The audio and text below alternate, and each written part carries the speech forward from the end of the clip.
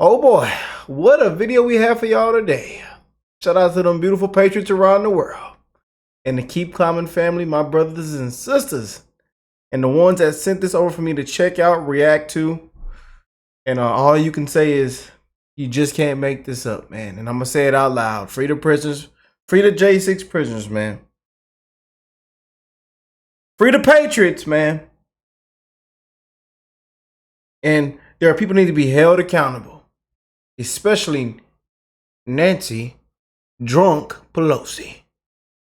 Nancy Pelosi. They told that lady breathe in this walkie-talkie. She's had a lot to drink tonight. Hands behind your back, ma'am. Hands behind your back. And let's get into this. I ain't gonna look, I'm gonna jump right into it now. But this is fun to get spicy. You know? Unbelievable. And then we look at this past election. Those over tens of millions of them votes ain't come in this election, huh? You see that? Where all those millions of votes went, Democrats? That's what I want to know. Somebody bake me a chicken pot pie, huh? Cause them votes ain't come in. I need somebody to bake me a chicken pot pie.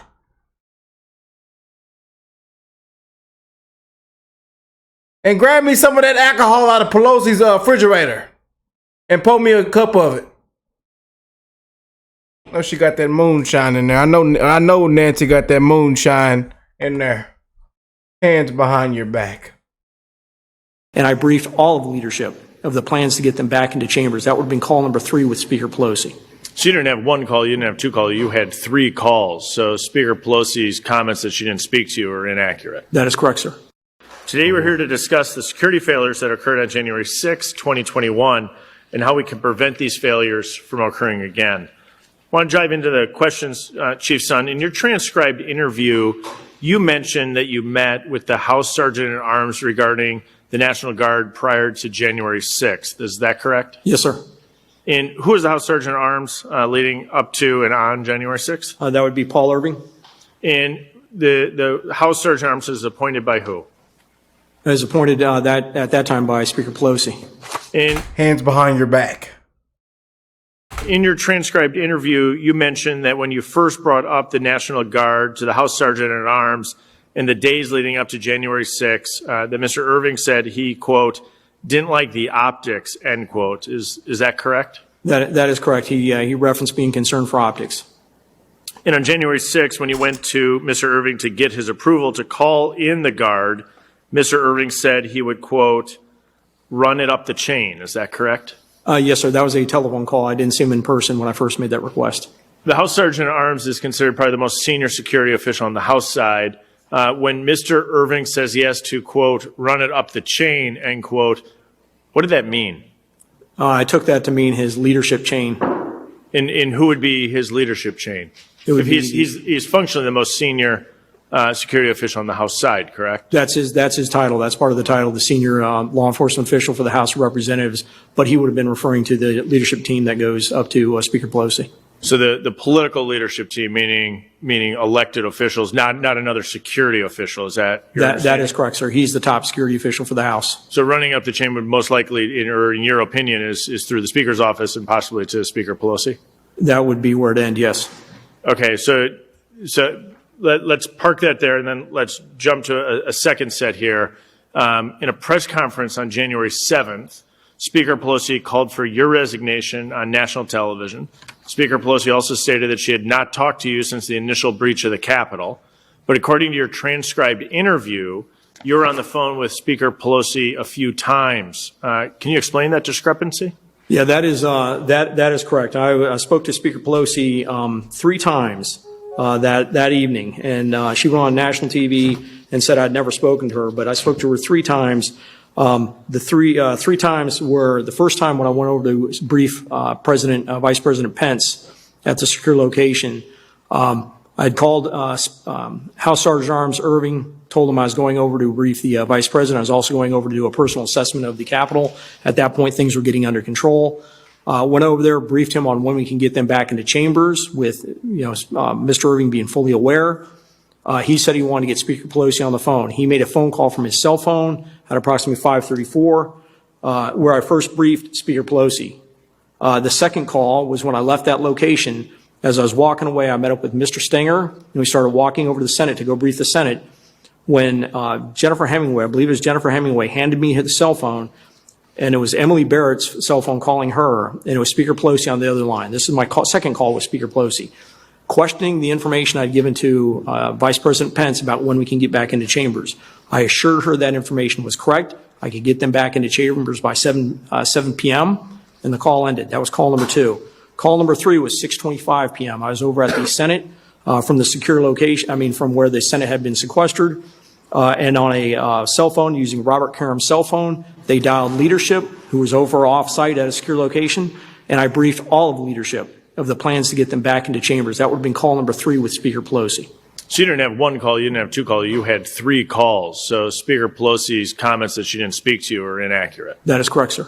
Let me shift gears and go back as it relates to the optics of bringing people up to Capitol Hill and running things up the chain of command, ultimately to the Speaker's office. Do you think Speaker Pelosi's office or Speaker Pelosi herself politicized Capitol security? I have no idea on that, sir. Okay. Any other clarifications you'd like to make as it relates to Speaker Pelosi's comments that you didn't speak to her? I just, wish she had considered that, wish she had considered some of the stuff that I've faced and the efforts I went through to bring in the outside resources on that day before she called for my resignation. Thank you very much for being here. I yield back. Since that interview, to go back and check the record. So when did you speak with the former president on January 6th? Did you talk to the former president before, during, or after the attack on the Capitol? Of course I've talked to the president. All 3? Of course I've talked to the president. I've been clear about that. I talk to him all the time. Jim, tell it, Jim. This is not about me, Mr. Chairman. I know you want to make it about me. You want to make it about individuals, other individuals. But this is about the lack of a proper security presence that day. That's what this committee, if this committee is going to do something that's worthwhile, that's what they should be investigating. Of course I talked to the president. I talked to him that day. I've been clear about that. I don't recall the number of times. But it's not about me. I know you want to make it about that, but this is about the, why wasn't the National Guard here that day, Mr. Chairman? If I could reclaim my time, I just want... Have you asked that question? Have you asked the Speaker, why wasn't the National Guard here? No, my Set it straight, Jim. Set it straight, Jim. And I give you the answer.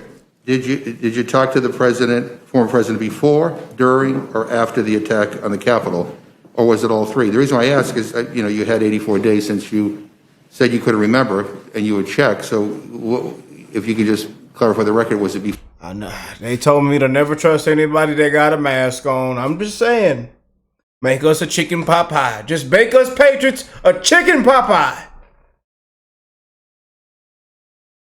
Can't trust them. Got their mask on. Can't trust them.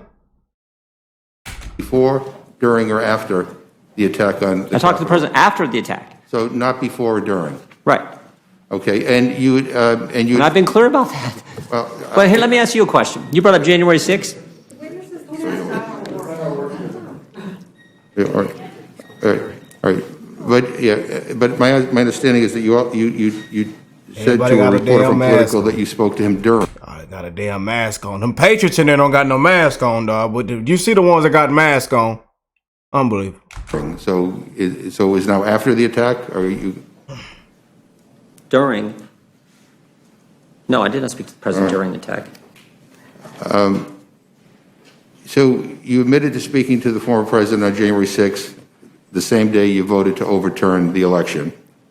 Facts be damned. And although you've routinely suggested that you're just another member of Congress, speaking with the president, your name comes up again and again in regards to efforts to overturn the election. There is even reporting that back on December 27th, then President Trump spoke with then acting Attorney General Jeffrey Rosen and others to discuss how to reverse Biden's win. An official who was on that call, Richard Donahue, notes you, Mr. Jordan, as a lawmaker who was referenced.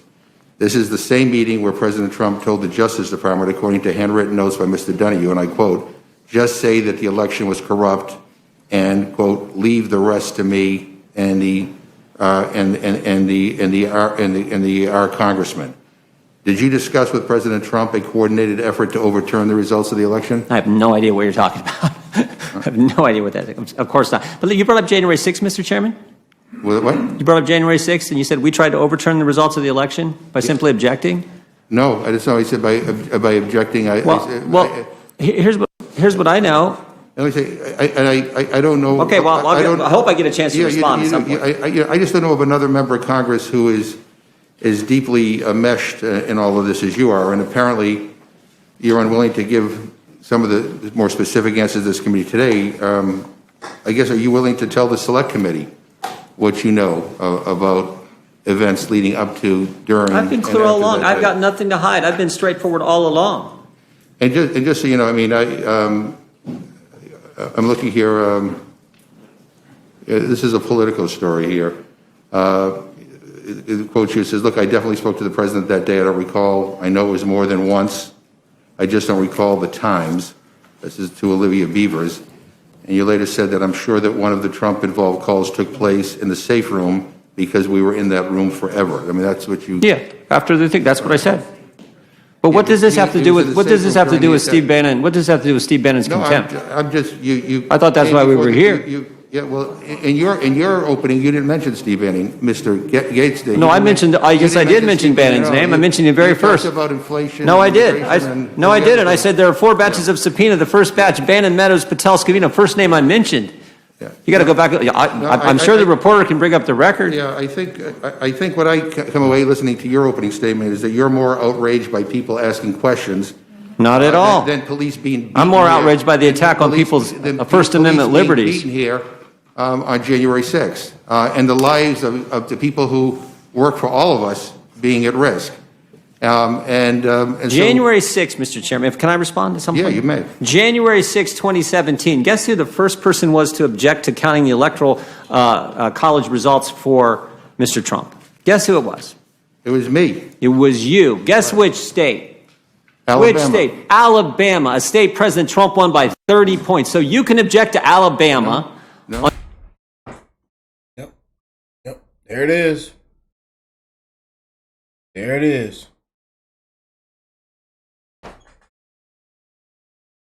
But hey, like they say, it was a cheap fake, a deep fake. 81 million votes.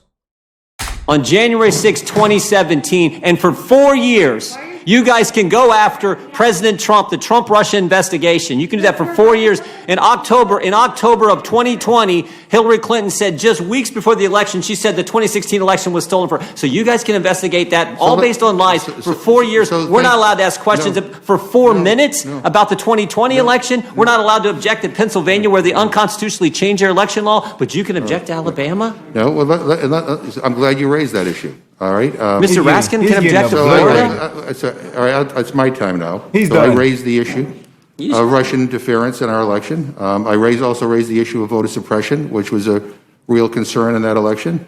I took the action, and I said at the time, it's a symbolic action. I had no senator to join with me, but I wanted to make sure that the issue of voter suppression and potential So it's okay Russian... for you to do it? Excuse me, please. There's a difference here. I did not organize a rally or have meetings to actually plan and undermine an election. I didn't either. And the Capitol wasn't attacked before I made my objection. There's a difference. The difference being Democrats are allowed, but Republicans Mr. Jordan, aren't. if you don't want to testify here, you're free to leave. You keep saying all kinds of things. Don't give me a chance to respond. Seriously, I've given you a chance to respond. You won't let me get a question out. All right, go ahead. All right? Ask your question. The Capitol wasn't attacked before or after I made my objection. The vice president wasn't rushed to a secure location. His life wasn't threatened. President Obama at the time didn't tweet out a video saying he loved rioters.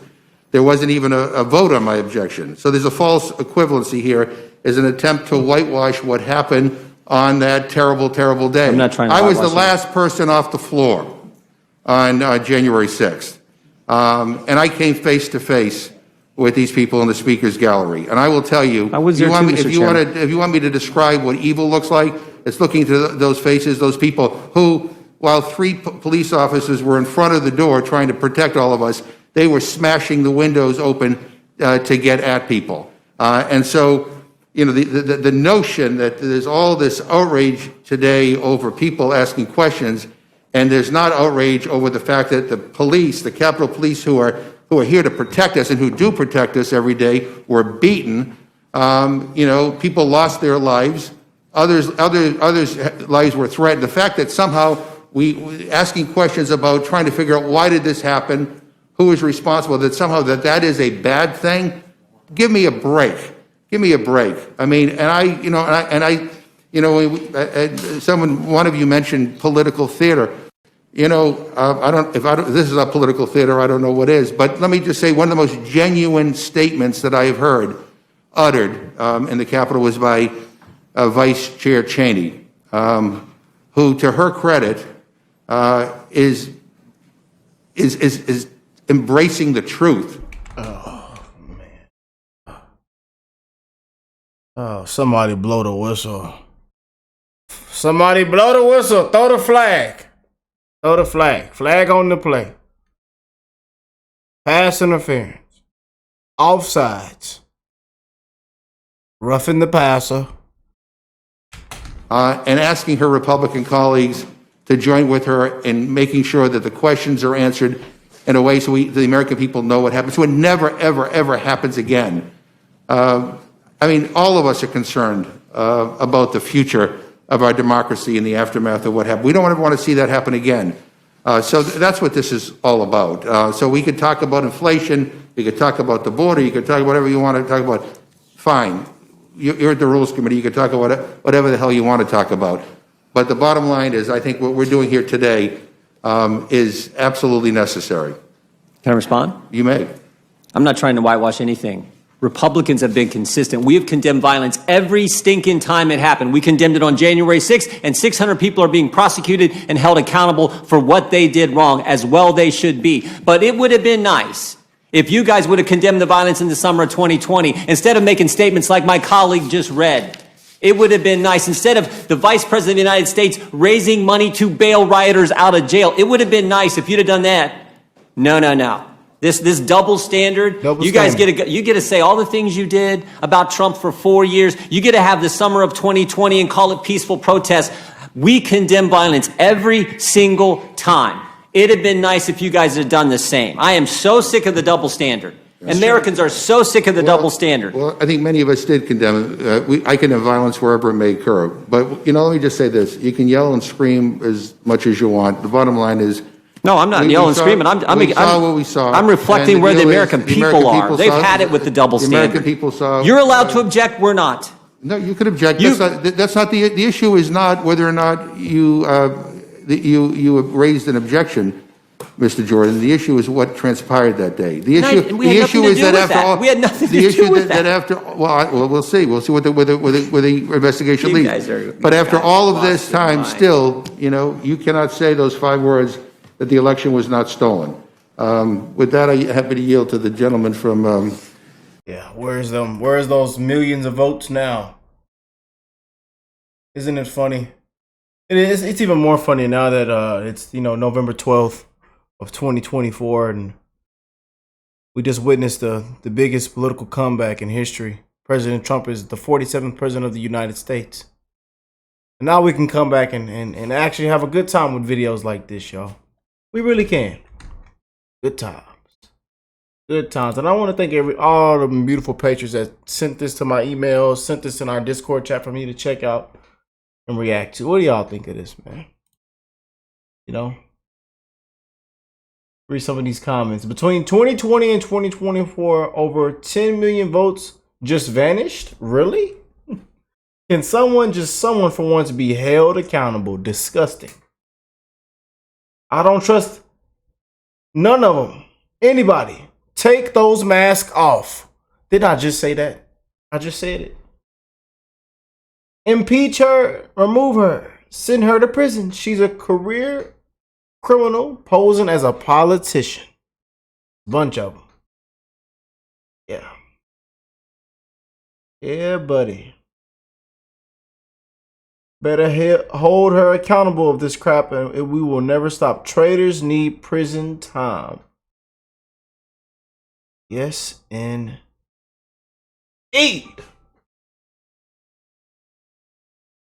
Someone says next, impeach Mitch McConnell. Yeah. But what y'all think of the mask bandits? The mask bandits, man. Mass bandits. Y'all hit that like button, share the video, subscribe to the channel if you're new here. I love you guys, man. And thank y'all for always sending me amazing videos. We're going to keep it real. And I will catch you beautiful people in the next one, man. Peace and love, y'all.